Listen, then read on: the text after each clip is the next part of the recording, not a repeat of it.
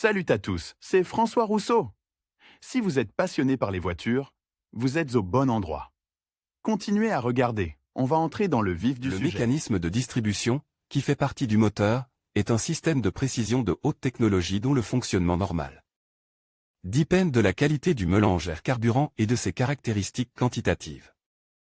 Les soupapes, qui font partie du système de distribution, doivent travailler dans des conditions extrêmement difficiles, voire extrêmes. Elles subissent des pressions et des températures élevées, et si le mécanisme de distribution fonctionne mal, c'est avant tout la durée de vie des soupapes qui en est affectée. En même temps, il y a de nombreuses raisons qui conduisent à l'usure prématurée des soupapes. Il incombe à chaque conducteur de savoir reconnaître ces cas, car si aucune mesure n'est prise, une révision majeure de l'unité motrice ne peut être évitée. Bien entendu, le seul remplacement des soupapes ne suffira pas à remédier à la situation, car il est nécessaire de trouver la cause réelle du dysfonctionnement. Nous allons essayer d'aider les conducteurs novices à apprendre les méthodes de diagnostic du système de valve. La brûlure des soupapes en tant que phénomène.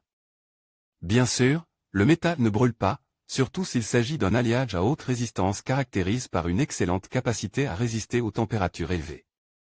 Mais le terme « valve burn-out » est associé non pas à la combustion de cette partie de l'engrenage de distribution, mais à l'apparition de défauts à sa surface. Tout d'abord, l'apparition de centres de fusion et de fissures. Si ces défauts entraînent une perte d'étanchéité de la soupape, d'un point de vue technique, il s'agit d'un mauvais ajustement de la plaque de soupape au siège. Cela affectera inévitablement le fonctionnement du moteur lui-même et, à l'avenir, pourra entraîner sa défaillance. Cause de l'usure des soupapes. Pourquoi les soupapes d'échappement grillent? D'une manière générale, il n'y a que deux raisons principales, les surcharges thermiques, mécaniques et les défauts de fabrication. Curieusement, la seconde cause n'est pas si rare, selon certaines études, environ 20% des valves défaillantes sont le résultat d'un défaut de fabrication. Les optimistes affirment que ces données sont dépassées, car des études similaires ont été menées il y a une quinzaine d'années, et beaucoup de choses ont changé depuis, les matériaux se sont améliorés, la précision des opérations de fabrication s'est améliorée. Le contrôle de la qualité a également beaucoup évolué dans un sens positif. D'une manière ou d'une autre, le facteur fabrication ne peut pas être totalement exclu, même aujourd'hui. Toute inhomogénéité, tout centre de contamination de l'alliage, même microscopique, devient généralement la cause de micropores et de fissures à cet endroit, ce qui, avec le temps, entraîne des changements dans la géométrie de la pisse et le début de processus menant à sa destruction. Un revêtement d'adhérence de mauvaise qualité pour les soupapes aboutira au même résultat. Par conséquent, lors de l'achat d'un nouveau jeu de soupapes, il convient de prendre les mesures suivantes pour identifier les défauts d'usine, inspecter visuellement les produits pour détecter les défauts visibles à l'œil nu, mesurer les dimensions géométriques des soupapes par rapport aux valeurs nominales spécifiques au moteur. N'achetez pas de soupapes dans des endroits douteux uniquement. Chez les grands concessionnaires automobiles, de préférence des chaînes de magasins, ne faites confiance qu'à des marques connues et reconnues. Examinons maintenant les causes de l'usure naturelle des soupapes. En fait, elles peuvent être divisées en deux grands groupes, l'usure proprement dite de la plaque de soupape sous l'effet de la chaleur.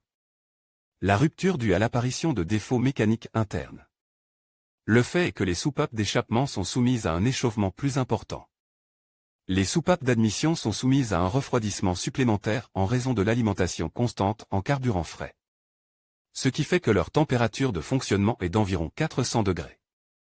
Les soupapes d'échappement n'ont pas cette possibilité de refroidissement. De plus, elles sont chauffées par le flux de gaz d'échappement chaud. Elles atteignent ainsi une température de 600 à 650 degrés Celsius. Il n'est donc pas surprenant qu'elles soient plus susceptibles de brûler, en particulier dans les moteurs à haute performance. En règle générale, les soupapes d'échappement sont fabriquées en acier inoxydable, soit dans leur ensemble, soit uniquement la partie active, la tête. Sur les moteurs diesel, essence à haut rendement, la surface de la soupape est en outre traitée avec des alliages à base de cobalt, qui présentent des propriétés de résistance à l'usure plus élevées. Le schéma standard de dissipation de la chaleur pour les deux types de soupapes est la soupape directionnelle. Environ 75% de l'énergie thermique est dissipée de cette manière, via le siège. Cela signifie que pour éviter que les soupapes ne brûlent, leur contact avec le siège doit être aussi étroit que possible. Les 25% restants sont dissipés par la tige de soupape, disperse le long du guide de soupape. Toute irrégularité dans le processus de dissipation de la chaleur entraîne une surchauffe des soupapes, ce qui déclenche le processus de déformation et de destruction. Prenons l'exemple de l'installation de nouvelles soupapes. Si leur hauteur correspond à la hauteur nominale, après le rodage, les soupapes sont placées dans la culasse un peu plus profondément qu'elles ne devraient l'être. Cela signifie que les tiges sortent trop haut, que la géométrie du culbuteur est modifiée et que, lorsque l'unité motrice entre en mode de température de fonctionnement, l'écart disparaît pratiquement. Habituellement, la géométrie du mécanisme des soupapes est rétablie en rectifiant le bord des tiges, mais dans certains cas, cela ne suffit pas et les soupapes doivent alors être remplacées. Cependant, l'achat de soupapes avec des TT surdimensionnés, qui devraient compenser les résultats du rodage, est loin d'être une solution idéale pour résoudre le problème. Si le siège est très use, la soupape tombera dans le cylindre plus que nécessaire, comblant partiellement ou complètement l'espace. Et la soupape ne sera pas bien ajustée au siège. Il en résulte une surchauffe au point de déformation de la surface et une destruction progressive. Cette situation se produit le plus souvent sur des moteurs anciens dont le siège n'est pas rigide. Les groupes motopropulseurs installent sur des machines lourdes, poids lourds, navires, machines agricoles sont également sujets à de tels effets. L'installation de sièges rigides modernes équipés d'un revêtement en cobalt stélite peut augmenter considérablement la durée de vie des soupapes. Le burn-out peut entraîner des problèmes dans le système de refroidissement et de lubrification du moteur, car dans ce cas, la surchauffe est inévitable et l'augmentation de la température aura un impact négatif sur le fonctionnement du mécanisme de distribution. Il convient donc de surveiller le niveau du liquide de refroidissement et de l'huile moteur. Un thermostat défectueux, un radiateur bouche, une pompe hydraulique ou un ventilateur en panne, tous ces défauts peuvent entraîner une dégradation des soupapes, une réduction du jeu entre les cylindres et, en fin de compte, un blocage des soupapes. Les mêmes conséquences sont caractéristiques en cas de problème avec le système d'allumage, décalage de l'heure, et en cas de violation des proportions de mélange, car dans ces cas, la température de combustion du carburant peut également augmenter de manière significative. Les soupapes du moteur peuvent également brûler à la suite de dysfonctionnement du système d'échappement, tuyaux endommagés, convertisseurs catalytiques bloquent, car dans ce cas, l'évacuation de la chaleur du moteur est considérablement entravée. Signe d'une soupape brûlée. Les conducteurs expérimentés savent que si le moteur commence à trotter, quel que soit le mode de fonctionnement, la raison peut résider soit dans la violation du jeu des soupapes, et cela peut se produire en raison de leur brûlure. Lire aussi, comment se débarrasser efficacement des odeurs de boissons et d'alcool. Les symptômes indirects de ce phénomène sont une baisse de la puissance du groupe motopropulseur et une augmentation de la consommation de carburant, mais ces signes peuvent également indiquer un certain nombre d'autres dysfonctionnements, l'usure physique des segments de piston, qui entraîne une baisse de la compression dans les cylindres, rupture des injecteurs, moteur à injecteur, problème dans le système d'alimentation du moteur, la défaillance de l'intégrité des fils à haute tension, la défaillance des bougies d'allumage. Par conséquent, afin d'exclure toutes les options susmentionnées, il convient d'effectuer un diagnostic de l'unité motrice selon L. Algorithme suivant, commencer par le diagnostic de la performance des bougies d'allumage, qui est effectué lorsque le moteur tourne au ralenti, en déconnectant successivement les capuchons des bougies d'allumage.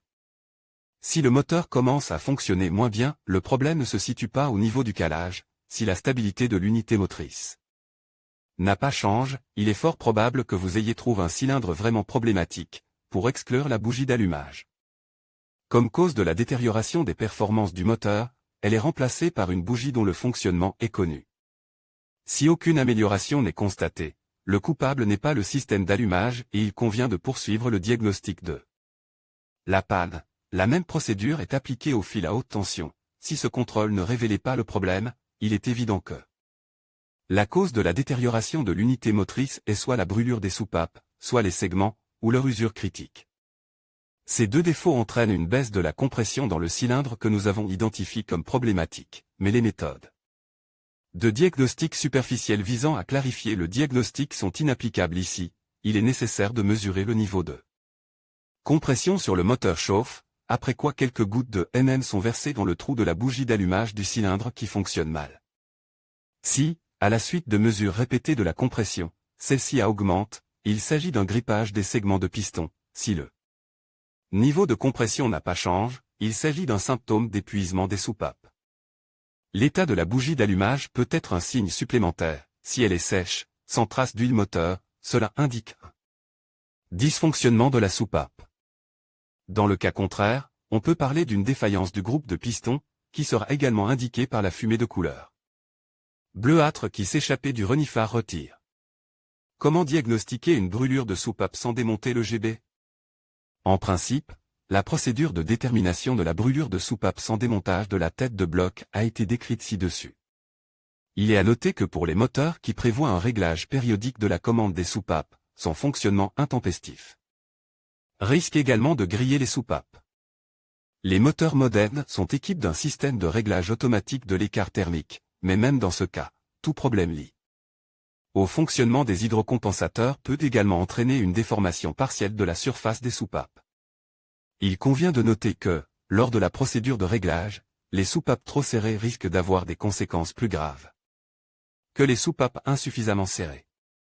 En particulier, cela entraîne une usure prématurée de la tige et de la douille de guidage. Cela entraîne une déformation du mécanisme, des modifications de sa géométrie avec toutes les conséquences qui en découlent et dont nous parlerons plus loin. Les mêmes problèmes menacent le fonctionnement du CPG sur un mélange appauvri. Les moteurs à essence installés souffrent particulièrement de cette situation, qui est une tendance récente liée au coût élevé de l'essence par rapport au gaz liquéfié. Le plus souvent, les automobilistes, après avoir mesuré le niveau de compression et constatent qu'il ne correspond pas aux indicateurs normatifs, s'empressent de diagnostiquer la panne afin de clarifier le diagnostic, en saisissant un jeu de clés et en commençant à démonter la tête d'essai. En principe, il n'y a rien de répréhensible à cela, car l'élimination du défaut est toujours liée au démontage de l'unité de puissance. Mais il existe un moyen de déterminer la cause de la détérioration des performances du moteur sans démontage. Et si vous savez à l'avance ce qui a provoqué le dysfonctionnement du moteur, vous éliminerez le problème plus rapidement.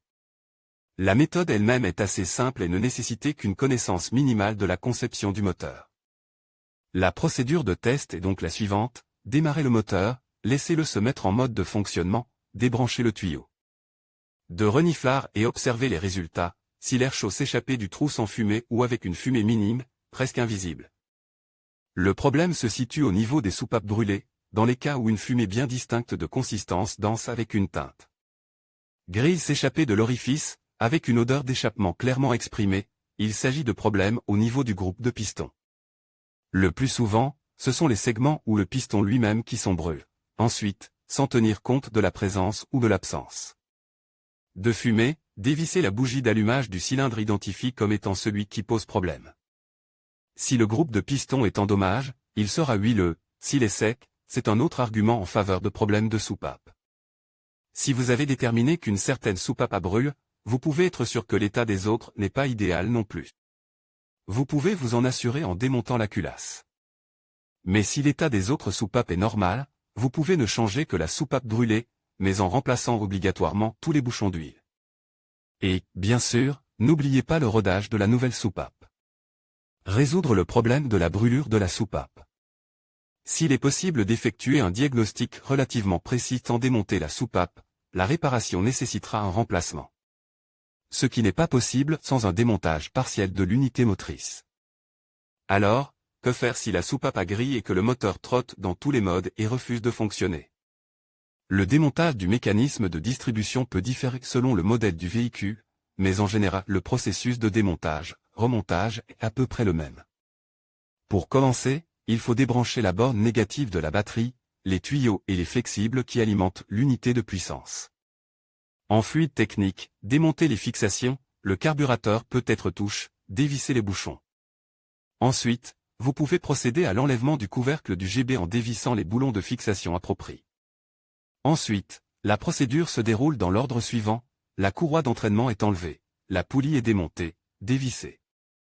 Les boulons de fixation du carter d'arbre à cam, le couvercle est démonté ainsi que les joints d'étanchéité, l'arbre à cam lui. Même et retire de la tête du bloc. Les soupapes de Rasucharivani sont réalisées soit à l'aide d'un outil spécial, soit, en son absence, selon l'ancienne méthode éprouvée. Son principe est le suivant, afin de ne pas perdre le séchoir, placez un chiffon ou un petit tapis en caoutchouc sous le trou, placez un tube d'un diamètre inférieur à celui du lave-linge à l'extrémité de la tige, donnez un coup sec et puissant avec un marteau sur la plaque pour comprimer complètement le ressort, ce qui provoquera la chute des miettes de pain. Sans expérience, une telle méthode peut conduire à des problèmes tels qu'une tige de soupape tordue. Les débutants ont donc intérêt à utiliser un outil de désaccouplement, qui est relativement peu coûteux. Dans les cas extrêmes, l'outil peut simplement être empreinte. Lire aussi, vérification et remplacement correct du capteur de position du vilebrequin. Vous pouvez maintenant retirer la soupape elle-même, qui est soumise à une inspection minutieuse et, si les effets sont clairement visibles, doit être remplacée par un produit neuf. Si les dommages sont plutôt de nature cosmétique, la soupape peut simplement être nettoyée de la saleté et rodée. Si les coquilles et les zones brûlées sur le siège sont trop grandes et trop profondes pour être éliminées par rodage, la procédure de nettoyage est effectuée à l'aide d'un cône, qui est le nom d'un outil spécial pour l'usinage des surfaces métalliques. Il s'agit d'un outil de perçage destiné à éliminer les dommages mécaniques importants sur les surfaces métalliques. Lors de son utilisation, il est nécessaire de s'assurer que la couche de métal enlevée n'est pas trop importante, ce qui entraînerait une plus grande tendance à la surchauffe du siège de soupape. Lors de l'utilisation d'un racleur, sa tête doit être périodiquement lubrifiée, sinon l'usure de l'outil sera importante. Le remplacement de la pisse est nécessaire si la tige est déformée ou si elle présente des défauts traversants tels que des fissures ou des brûlures. Bien qu'il soit possible de rétablir l'état d'origine d'une tige déformée, cela n'est pas recommandé. D'une part, parce que la géométrie exacte sera difficile à obtenir et, d'autre part, parce que ce métal n'aura plus la résistance d'origine et qu'il est possible que de telles réparations doivent être répétées dans un avenir proche. Les vannes d'atelier que nous avons achetées pour les remplacer doivent avoir des dimensions identiques, en particulier la hauteur des produits. La surface de la tige et du siège ne doit pas présenter de dommages mécaniques. De nombreux automobilistes, avant d'installer de nouvelles soupapes, les souhaitent à un polissage supplémentaire. Après le rodage, le processus d'installation est répété dans l'ordre inverse. Il est à noter que le rodage est considéré comme l'une des étapes les plus importantes, car il est responsable de l'élimination de tous les micro-défauts des surfaces de contact. Le choix de la pâtée de rodage doit se faire en tenant compte du fait qu'il existe sur le marché de nombreux produits d'origine inconnue et de qualité douteuse. Il est préférable de choisir un produit d'une catégorie de prix plus élevée, et vous aurez besoin à la fois d'une poudre grossière et d'une pâtée en petites fractions. Le premier moyen est utilisé pour le rodage primaire, le second pour la finition. En fait, la pâtée de rodage est un analogue du papier de verre, mais comme le traitement est soumis à des pièces de géométrie complexes. Il s'agit d'un liquide abrasif, le résultat du mélange de poudre et d'huile de moteur pour former un mélange pâteux. Le processus de rodage se déroule dans l'ordre suivant, une petite quantité de graisse à gros grains est appliquée sur le chanfrein d'une soupape neuve ou d'une ancienne soupape soigneusement nettoyée et polie. La soupape est insérée dans le manchon, avec le ressort dans sa position d'origine. Il est recommandé de lubrifier la tige avec un compost de graphite afin de réduire la résistance à la rotation du manchon et d'empêcher la pâtée de rodage de pénétrer dans la tige. Installez un outil de rodage spécial sur la tige. Une perceuse ordinaire en mode inverse convient également. Elle est fixée à la vanne au moyen d'un tuyau, qui est serré par des colliers sur la perceuse elle-même et sur la tige. Si vous ne disposez pas d'une perceuse électrique, vous pouvez utiliser son analogue manuel ou même un tournevis ordinaire, mais elle intensité du travail de rodage dans ce cas sera multipliée. Le pré-traitement est effectué à des vitesses de perçage faibles, ne dépassant pas 400 à 500 tours minute. Le non-respect de cette recommandation peut entraîner une surchauffe du siège et de la courroie de soupape. Lors du rodage, la perceuse doit être entraînée le long de la rainure de la tige. Le couple de rotation n'est pas suffisant. Après ce pré-traitement, toutes les saillies et irrégularités sont lissées et la soupape est soigneusement nettoyée. Le moment de la fin du rodage peut être déterminé par l'apparition d'un méplat gris sur la surface de la tige de la soupape. La valve peut maintenant être finie en appliquant une couche de grain fin sur la valve.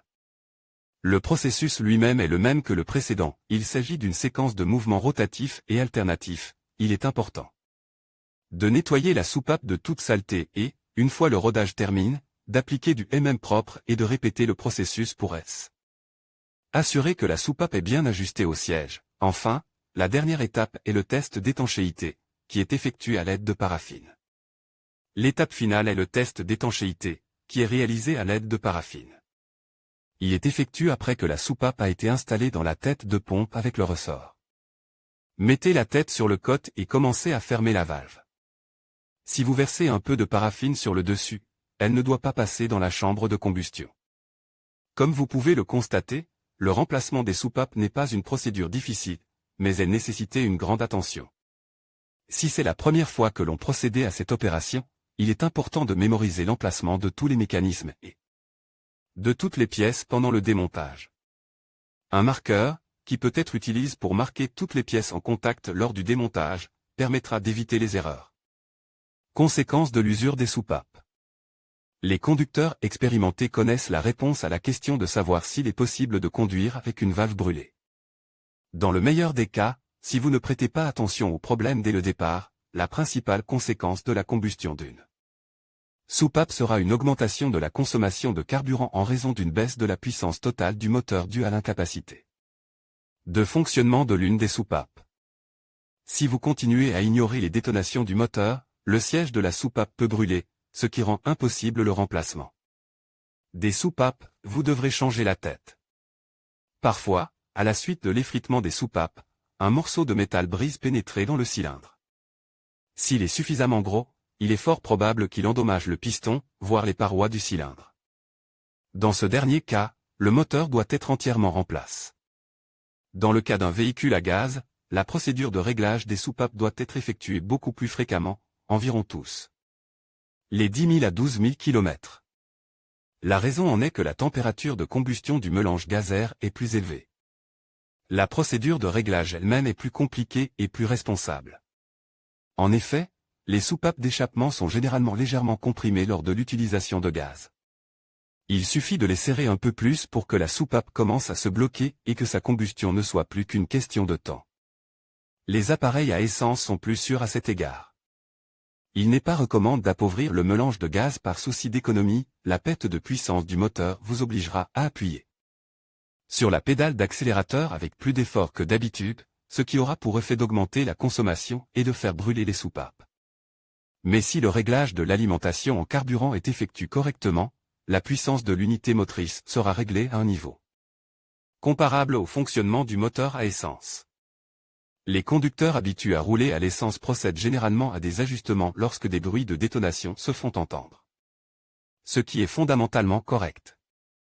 Mais pour les voitures à gaz, cette approche est inacceptable, le réglage doit être effectué sans attendre la réduction de la compression. La soupape peut brûler et sans l'apparition de symptômes tels que des bruits pendant le fonctionnement du moteur.